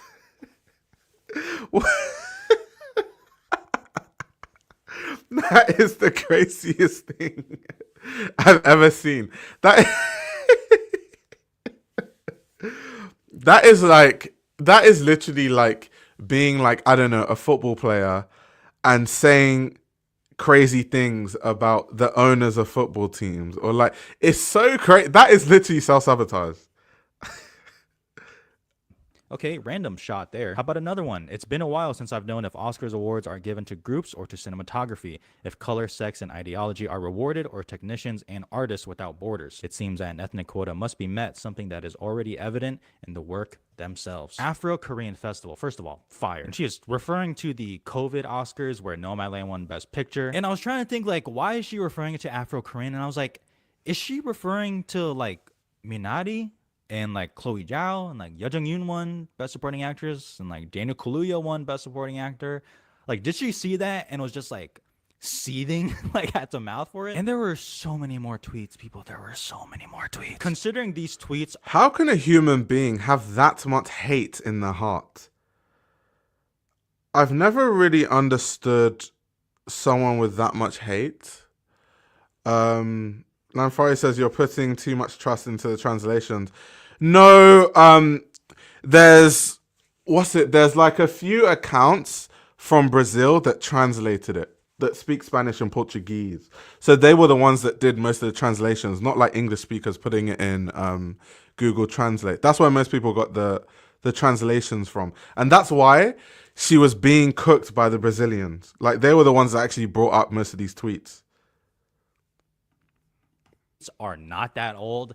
Probably one of the most batshit insane thread from a celebrity that like I've seen. I truly don't know how these tweets were left up for so long, but she issued an apology. She says, quote, I want to acknowledge the— Wait, let's see this apology. This is about to be awful. I want to acknowledge the conversation around my past social media posts that have caused hurt. As someone in the marginalized community, oh no. I hate it when people do that. Hateful all around, and then they try to use being part of a marginalized community as a shield. I must be a good person because I'm part of a marginalized community, so there's no way I could be bigoted. I'm part of a marginalized community. I hate people that do that. Continuing on, I know this suffering all too well. Yeah, I know this suffering all too well, using identity politics to shield themselves from responsibility. That is insane work. I know this suffering all too well, and I'm deeply sorry to those I have caused pain. All my life, I have fought for a better world. You cannot say that all your life you fought for a better world when you literally abuse people unprovoked. Like that comment about Adele was so unprovoked. No one who is, fighting for a better world is just gonna start saying things like that about people randomly unprovoked. Oh no, I believe light will always triumph over darkness. Madam, you are the darkness. The reason why the light isn't triumphing is because your darkness is overshadowing the light. Conversation around my past social media posts that have caused hurt. As someone in a marginalized community, I know the suffering all too well, and I am deeply sorry to those I have caused pain. All my life, I have fought for a better world. I believe light will always triumph over darkness. Oh my God. Carlos Gascon, I'm just going to give you this advice here. All right, stop using the light over darkness speech, okay? In this scenario, you are the darkness. You fought for a better world. It seems like you're trying to fight the world with like how many like attacks you're throwing at these people. That paragraph is not an apology sufficient enough to cover the whole base of tweets that we just went through and the ones that I didn't even have time to go through. And the level of like deflection just doesn't quite sit right with me, because the more tweets that were resurfaced, the more insane it got. And then the next morning, just waking up, I saw an arguably worse tweet. This is the same old story. Black slaves and women in the kitchen. But it is my opinion and it must be respected. I do not understand so much world war against Hitler. He simply had his opinion of the Jews. Well, that's how the world goes. What? That's crazy. Praying hands emoji. Yeah. I'm just going to let that linger in the air here a little bit. I don't even know what to say about that. I thought it was a fake tweet. And in fact, Luke is saying it's sarcasm, but you have to have the mental capacity to know which jokes you can be sarcastic about and which ones are too far.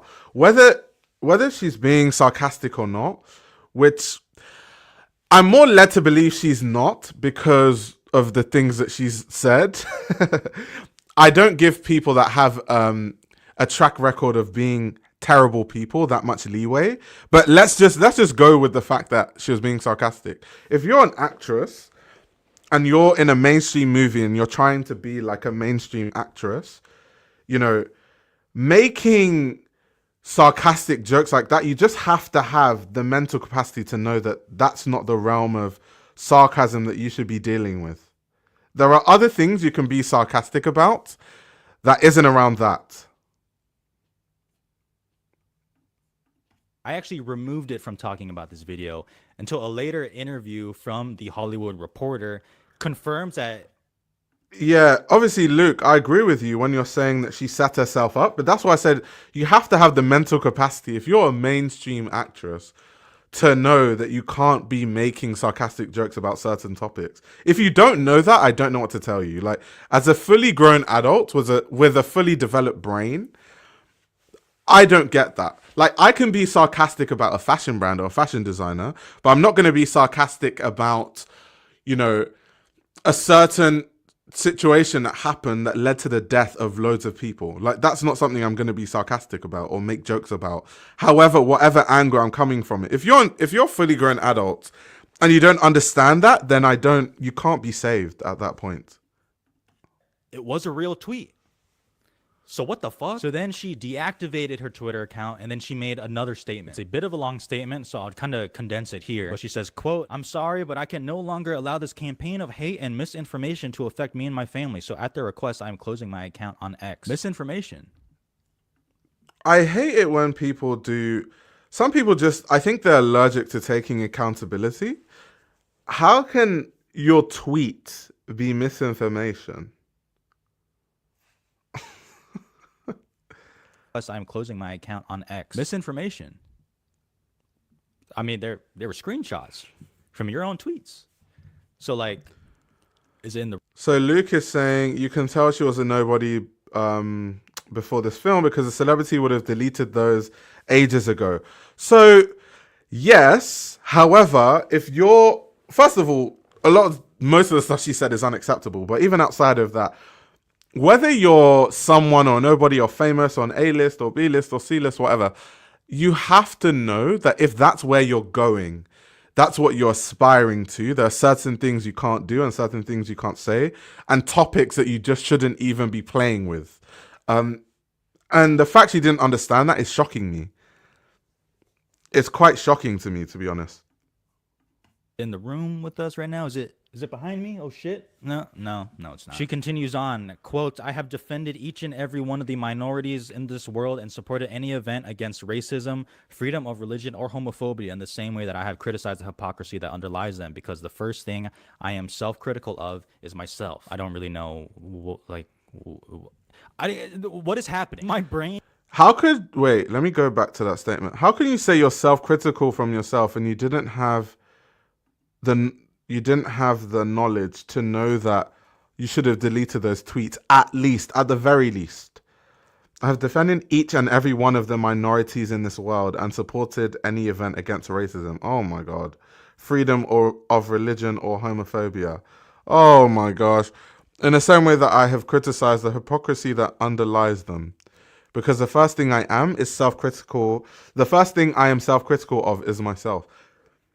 It's normally the people that are least self-critical about themselves that have to go around telling people, I'm so self-critical. How can you say the kind of person that needs to go around telling people I'm self-critical, right? Right? That's normally those are signs of someone that isn't self-critical. Is myself. I don't really know, what is happening? My brain, gears are sparking. I am trying so hard to give her the benefit of the doubt. I'm trying. But when I read things like that and I see the tweets from not too long ago, I'm like, where's the disconnect happening? It's like the Tim Robinson sketch where he's trying to find out who crashed the hot dog car and he's dressed in the hot dog costume. The call is coming from inside the house. This is starting to get insane. You are not the victim here for these tweets. These have been an awful 2 statements from her after those tweets have surfaced. And I do want to say this in a serious note. I have no doubt that she has experienced much hate and attacks. Yeah, Danielle, I'm confused too. Where is the defense of these marginalized groups that she speaks of? I have no idea. I don't know what she's talking about, to be honest. For the simple reason that she is a trans woman. And that is something that I obviously am not participating in and I think is gross. And I will repeat, I have no doubt that she has experienced that this award season, and that is disgusting. In this instance that I am talking about, people are not going after you for any reason other than you made completely Islamophobic, racist, and hateful tweets not that long ago. That is what's going on here. And the fallout from this has just continued. Recently, Zoe Saldana was at an FYC screening for Emilia Perez where she addressed Carla's comments. It's the first time that a prominent person from that movie has actually spoken out publicly about this. And again, it is a long statement, so I'll just kind of get to the main bullet points. She says, quote, it makes me really sad because I don't support it and I don't have any tolerance for any negative rhetoric towards people of any group. I can only attest to the experience that I had with each and every individual that is a part of this film and my experience in my interaction. Wait, what did Luke say? She also lied about Zoe Saldana and Selena Gomez contacting her and assuring her that they knew she wasn't a racist. They didn't do that and actually came out against her. Damn. It just goes from bad to worse, doesn't it? And apparently she lied about people saying that the tweets and stuff were faked. That I did see.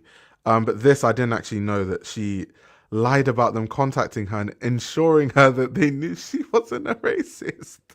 Lying about something like that is a bit crazy because obviously if they didn't do that, they're just going to come out publicly and say, no, we never said that. And then it's just going to make you look worse. Why would you lie about that? Especially considering the situation. Interactions with them was about inclusivity and collaboration and racial, cultural, and gender equity. And it just saddens. She continues, it saddens me that we are having to face a setback right now, but I'm happy that you're all here and you're also showing out for Emilia because the message that this film has is so powerful and the change that it can bring forward to communities that are marginalized day in and day out is important. Okay, I mean, that's not a bad statement, I guess. I understand she's in a very weird... So this is why, once again, because people are like, why are you talking about this? Going back to Saint Laurent working on the film, right?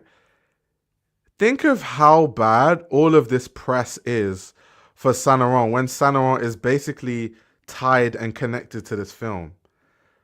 Like, it's just so unfair. They just were out here making amazing clothes, doing amazing costume design. The team was working really hard, you know, trying to make art through the screen, and then everything is tainted by, you know, the likes of the director, the likes of Carlos Sevilla Gascon. It's just a shame. It's really, really a shame. Weird spot where she's still kind of obligated to promote the film. She is in winning contention for her own category at the Oscars while also having to kind of walk on eggshells about this. So it's a tough spot.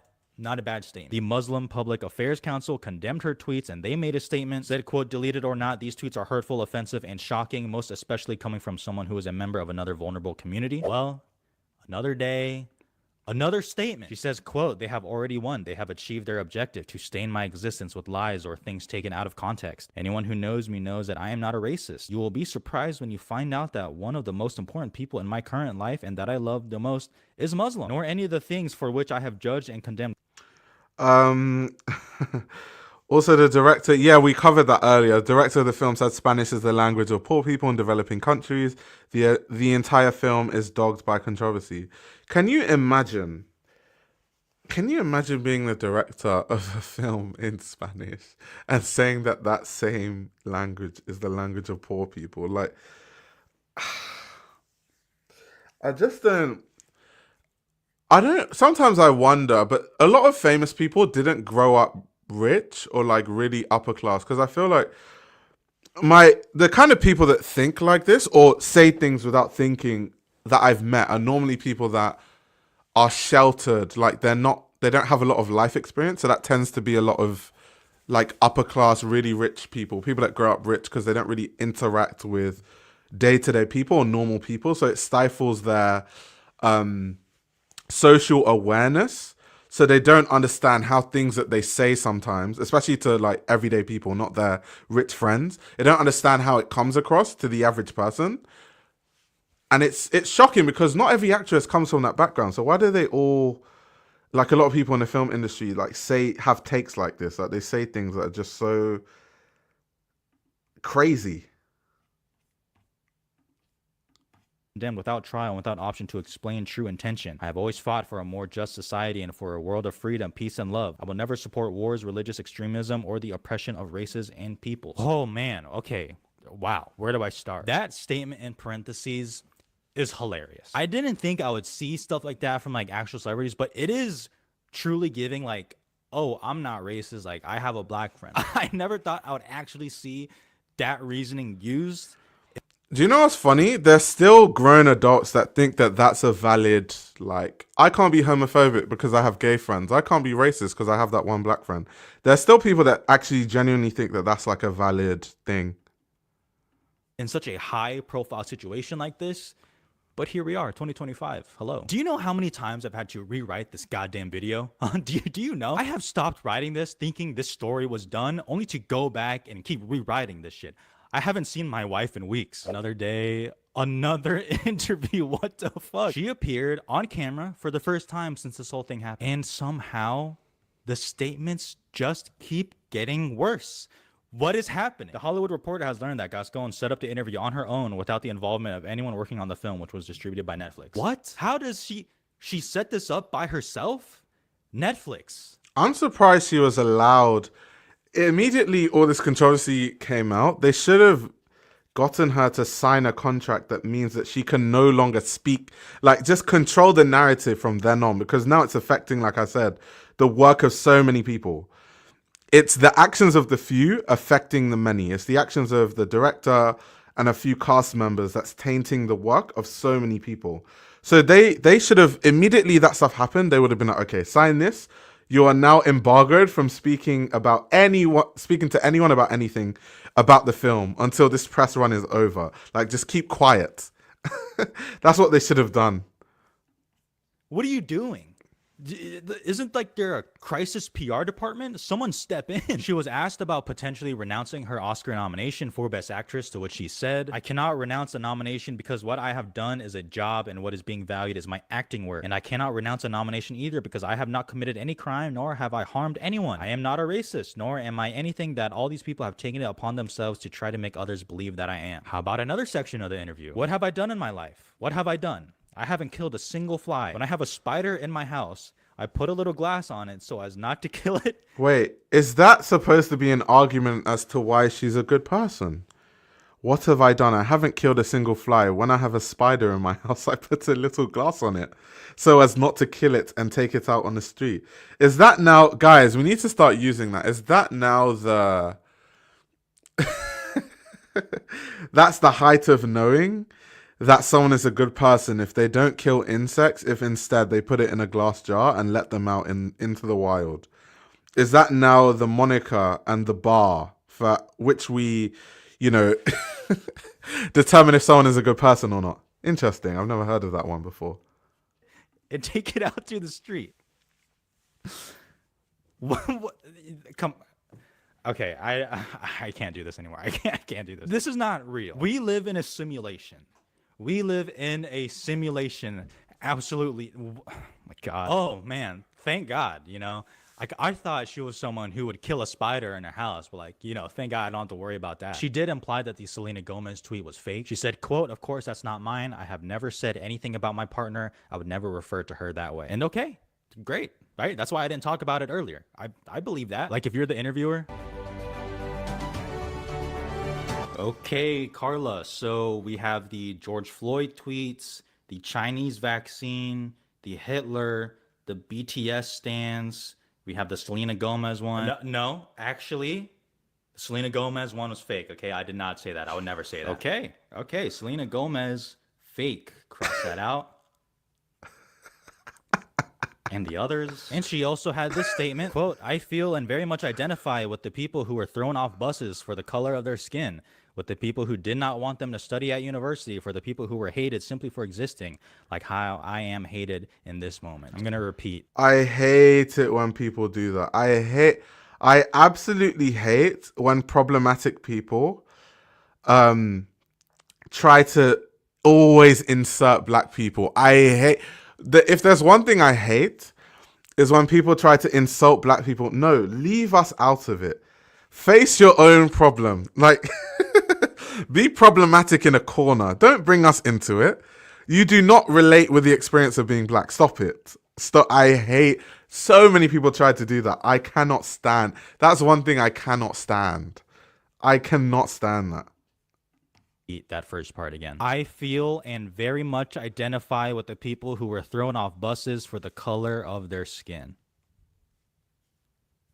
Stop. And the question now turns to the Academy and Netflix, I guess. What are they going to do? As of this recording, Netflix and the Academy have not made any official statement. Hi, it's me from the future. So Netflix actually just released an FYC ad, and I would like you to take a look and just see what you notice. Yeah.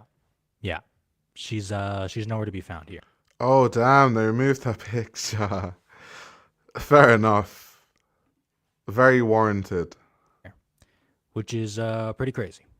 I guess this is their statement. Okay, you unfollowed her on Instagram. All right, that's cool. What about the Fab Five introduction where previous Best Actress winners go up and introduce each nominee? Are we still doing that? I mean, who is going to talk about her in that performance now?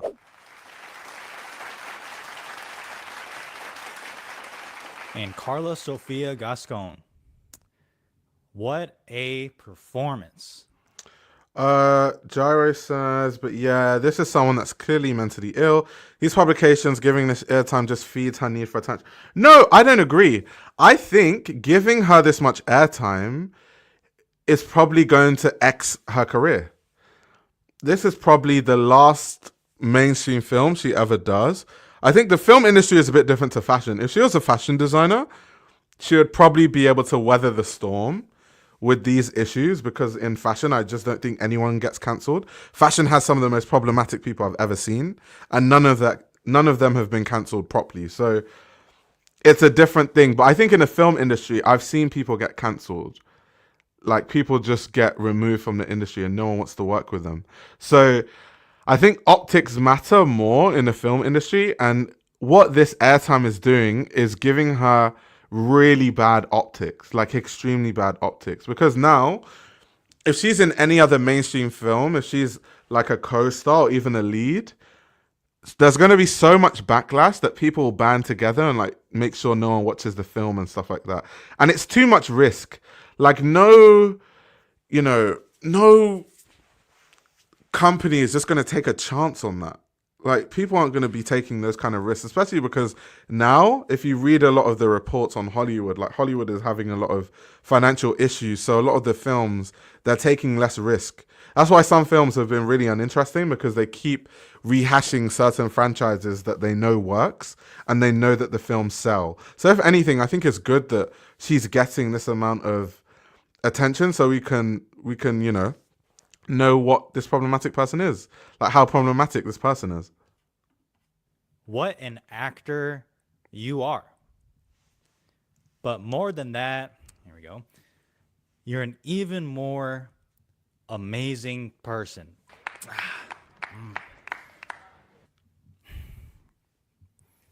But I fucking dare you to give this movie Best Picture. I dare you. The Hollywood Reporter posted an article that says, quote, based on my conversations in recent days with Academy members, many are going to have a hard time voting. This is exactly what I was talking about.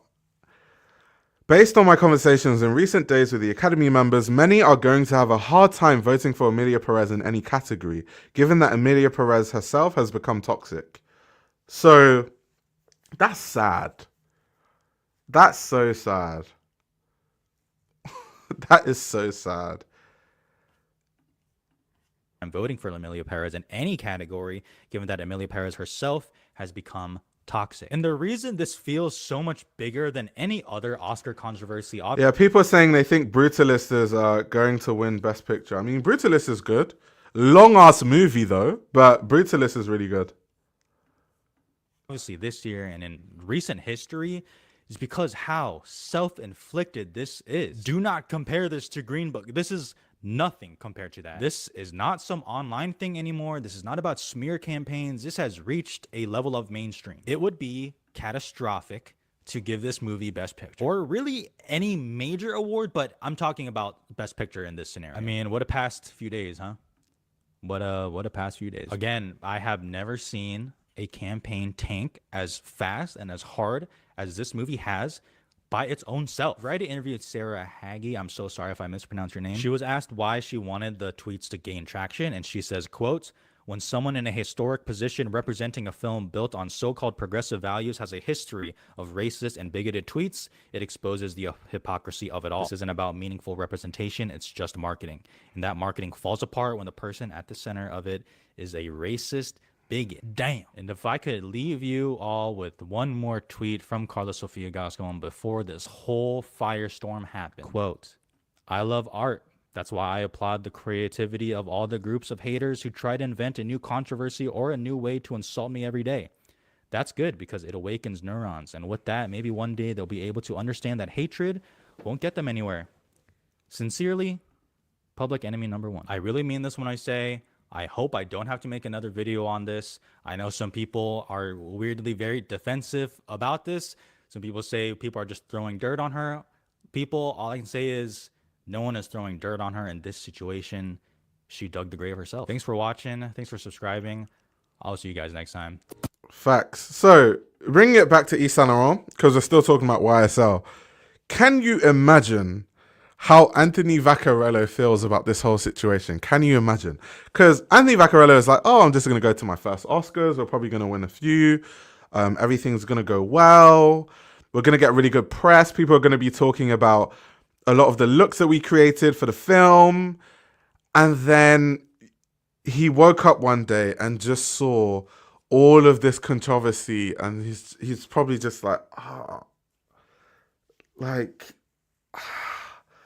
I just wanted to make great clothes for a great film. I just wanted to just great clothes for a great film, have some nice success, have some good some good looks and moments in front of the screen, and now it's all just been tainted.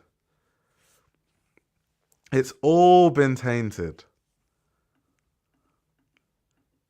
But yeah, I think let this serve as a lesson, though, to a lot of companies moving forward, that you need to do a background check on people that you work with before it's too late. You don't want your star to be the most, like literally the most volatile person in the world that could just decimate the whole project, because so much money is behind these projects. And so you need to do your research around these people. And I'm surprised they don't, because isn't it normal standard, like normal jobs, like when you try to get a job, when you apply for a job, they do a background check on you.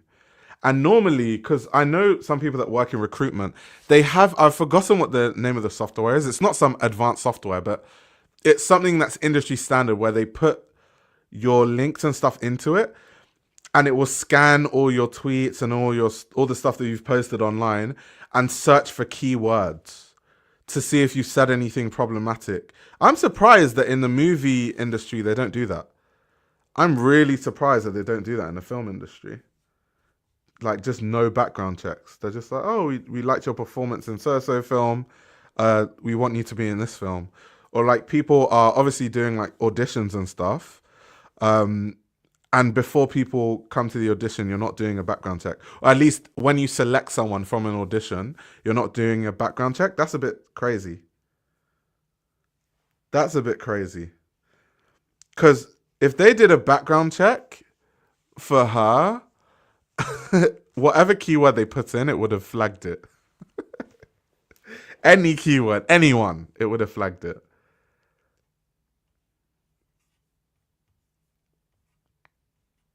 No, it's just, I don't get it. I just don't get it at all. I just don't get it. And it's just a shame. That's all I have to say. It's a big shame. Big shame, big shame, big shame. So yeah, that's the situation with how YSL is doing in the film industry. Thanks to one of the stars of their movie.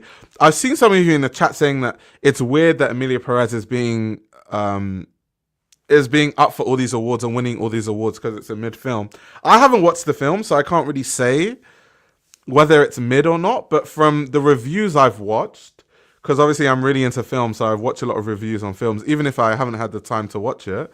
People are saying that the singing was bad. Of course, I saw a lot of Spanish reviewers complaining about Selena Gomez, that her Spanish was not really believable because she's supposed to be a character, I think, in Mexico. And her Spanish doesn't sound anything like how a Mexican sounds. So it was almost like annoying to listen to. So there were like all these issues. And it's weird, like having stars that speak, that have the wrong accent and stuff like that. Those shouldn't be the films that win awards. That's what acting is. Like, good acting is the ability to turn into a character in a complete sense. So if as an actress, you are supposed to depict a woman from Mexico and you don't sound Mexican, that is bad acting. That is literally the definition of bad acting. So, you know, if your Spanish is bad, that's just bad acting. So if there's bad acting across a film like that, I don't see how they could win so many awards. That's a bit strange. So that's what I've seen. That's what I've observed. I haven't watched the film, so I do have to add that there, because maybe after I watch the film, I might have a different perspective, to be honest. But yeah, that's the whole situation via YSL in the film industry. But yeah, thank you very much, guys, for tuning in. I shall be seeing you guys tomorrow with another live stream. We've been trying to make these streams daily. I've tried my best, so I hope you guys appreciate it. You can check out my ebook on effective ways to learn about fashion, link in the description. You can support the channel via Patreon. That's in the description. And if you want to join the fashion community, the link to the Discord is in the description as well. But yeah, thank you very much. And I'll see you guys probably tomorrow, and if not, the day after. But